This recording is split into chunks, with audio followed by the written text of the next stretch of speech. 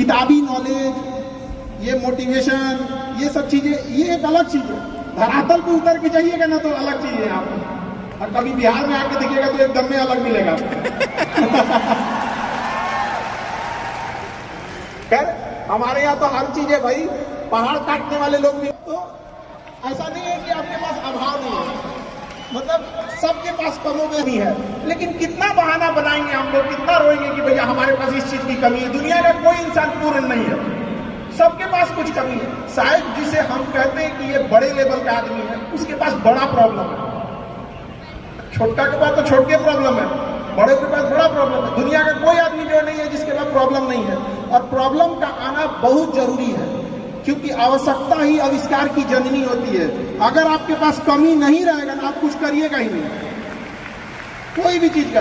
एक पानी है यहाँ पर, इसकी वैल्यू तभी बढ़ेगी जब हमको जोर से प्यास लगेगा।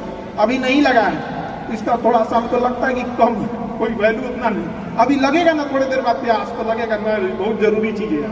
तो आपके अंदर वो भूख, वो प्यास रहना चाहिए। अमूमन आप देखिएगा कोई आदमी जो होते हैं लोग, उनके अंदर जैसे किसी को क्या बोलते हैं, पोजीशन लीडरशिप बोलते हैं, कि मतलब उसकी विरासत में मिल गई है, दादा ने कोई बिजनेस खड़ा किया, पिता ने किया, जब उसको मिलता है तो उतने अच्छे से नहीं संभालता। कुछ लोग संभाल भी लेते हैं, लेकिन कुछ लोग उतने अच्छे से भी नहीं संभाल पाते। कितना ठोकर लगा है, ये बहुत ठोकर नहीं लगेगा ना, जिस पत्थर पे चोट नहीं पड़ती है वो कभी मूर्त नहीं बनता है। इसलिए जितना ये आपके लिए अच्छी बात है, क्योंकि बड़े बड़े लोगों की जिंदगी में मुसीबत आती है, वो मुसीबत ही आती है बड़े लोगों के लिए, क्योंकि फिल्म में जो सबसे टफ रोल होता है ना, तो बढ़िया हीरो के कंधे पे दिया जाता है। तो ये पृथ्वी पे भी ना ऊपर वाले को पता है कि ये बढ़िया हीरो है, इसको थोड़ा सा हम लोग रोल देते हैं बढ़िया। तो बड़ी जिम्मेदारी देने से पहले ऊपर वाला भी ना आपको टेस्ट करता है, टेस्ट करके ही देखेगा कि नहीं करेगा। हम लोग छोटा सा कोई सामान खरीदते हैं तो उसको ठोक बजा के चेक करते हैं कि सह लेगा कि नहीं सह लेगा। एक छोटा सा बर्तन कोई खरीदने जाता है तो पटक के दिखाता है, देखिए मजबूत है। तो ऊपर वाला भी जब आपको बहुत बड़ा जिम्मेदारी देने वाला होता है ना, तो पहले सोचता है कि इसका थोड़ा सा टेस्ट कर ले। बहुत लोग टेस्टे में भाग जाते हैं, ये भगवान हमरा काहे लिए तुम मुसीबत लाया यार। जब ऊपर वाला तुमको खुशी दिया था तो थैंक यू कहना भूल गए थे, और जब मुसीबत दिया चेक करने के लिए तो परेशान हो गए। यहाँ पर चीजों से घबराना नहीं चाहिए किसी को। जिसके जिसके जीवन में कठिनाई आ रही है, आप समझिए कि आप एक सही रास्ते पे जा रहे हैं, क्योंकि वही रास्ता सफलता का है। और अगर आपके जीवन में कठिनाई नहीं आ रही है, आप गलत रास्ते पे हैं, क्योंकि सफलता का रास्ता बहुत कठिन होता है।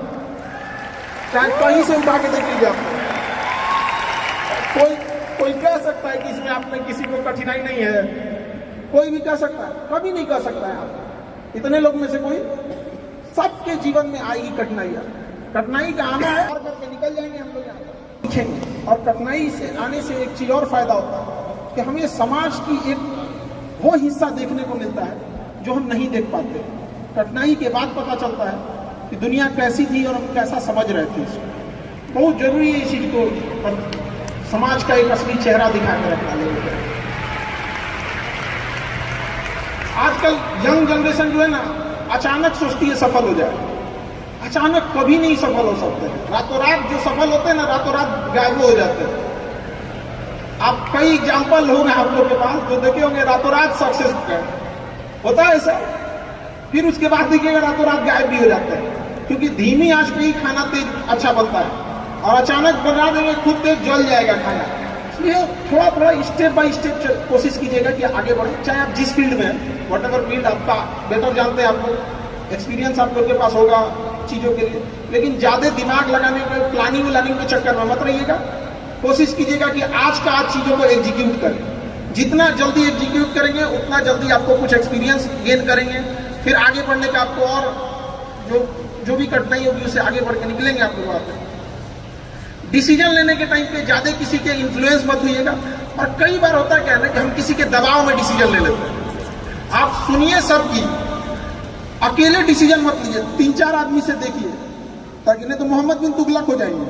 अकेले डिसीजन लेंगे। वो राजधानी चेंज कर दिया, दिल्ली से लेकर चल गया दौलताबाद, और गर्मी के दिन में आधा आदमी को ले जाकर मुंगा दिया उधर ले जाकर। यार आधा मर गए, मुझे कैसे? कहा महाराज इतना दिक्कत था, कहा वापस चलो, वापस ले जाकर मार दिया था।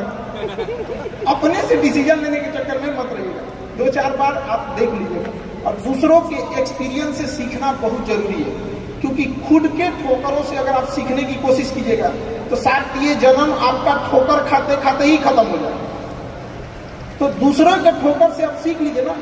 आदमी थोड़े दूर जाता है तो किसी से पूछ लेता है कि कहाँ से मुड़ना है, कहाँ से नहीं मुड़ना है। तो अपने जीवन में भी कभी कुछ है तो सीख लिया कीजिए। कभी कभी आपसे छोटे लोग भी आपको बहुत अच्छा ज्ञान दे देते हैं। कोई इस चीज का अंत नहीं होता है सीखने का।